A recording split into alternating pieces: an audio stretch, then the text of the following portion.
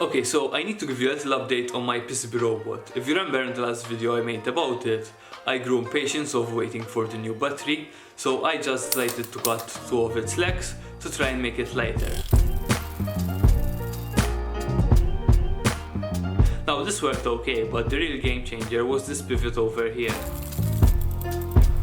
Since then I have continued working on the software. Now I can control it even wirelessly with Bluetooth.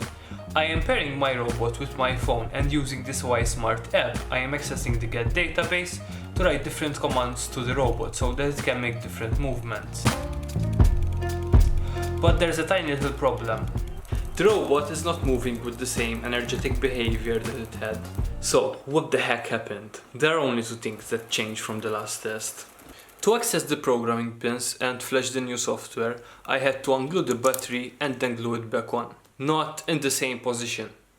The battery is not symmetrical, so it may be the case that the center of gravity of the robot slightly shifted, which may be creating a different turning force. The other thing that can be causing this problem is the battery's 200 mA limit, which is now being exceeded because I am also powering the Bluetooth module, and this is again creating a voltage drop. So what my robot needs are new batteries. I only had 2 specs for my battery. It had to be under 3 grams and it had to output at least 400 milliamps. This is not very common, and in fact I only found 2. Both of these batteries are usually used in small model aircraft. I'm not sure how reliable their ratings are, but they are the only hope that we have. Another thing that I need to mention is that they are missing the battery protection chip, so we need to add that in the future schematics. For this 2-legged version I decided to use the larger battery to produce an effective turning force. Okay, so now that we have soldered the new battery, I want to see how its location affects the locomotion of the robot. I'm going to record and compare these 9 different battery positions.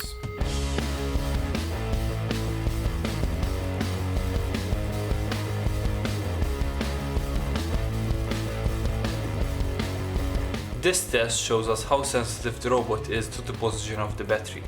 Basically, it's either forcing it to rotate around or forcing it to go straight. And even when it's going straight, it's not always the same behavior.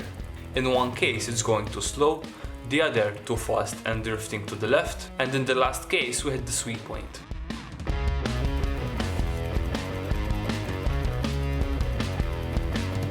The reason why I think this managed to work is because we might have just balanced the mass of the battery equally across the bottom pivot. Now this is not really desirable because powering the other leg means that we're going to have a completely different behavior.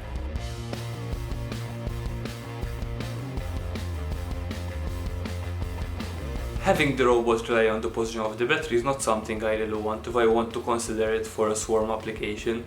Just imagine trying to manufacture thousands of these things.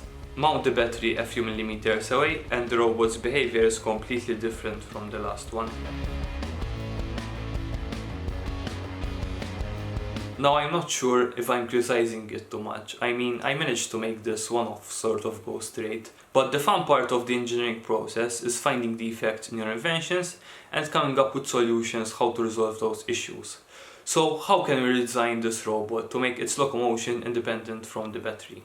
It's not an easy task to do when you consider that the battery is taking a huge chunk of the robot's weight. I think that the next logical step is to try and test it with the lighter battery, which is only taking around 35% of the robot's total weight, and see what happens.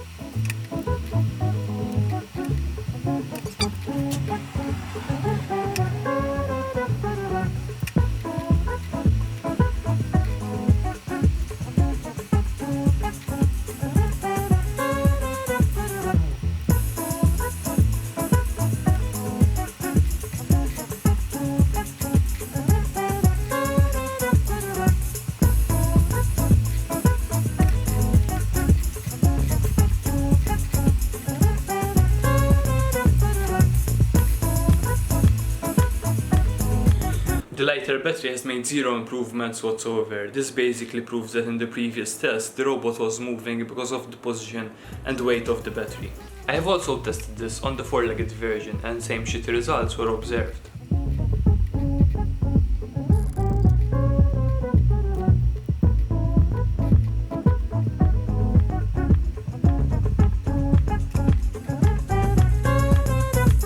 so I'm really running out of options. Do you remember this test? This is a test I made in the first video where I powered the robot with 5 volts.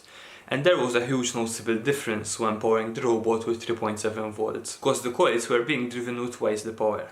So this is the only option we have left, but before starting about Mark IV, I want to go back and do some tests to see if I'm going to reduce the number of turns, or increase the copper thickness, or even step up the voltage. I will do all these tests in another video, but I have also been working on another PCB Robot configuration, which I'm very excited about and hopefully will work better than this.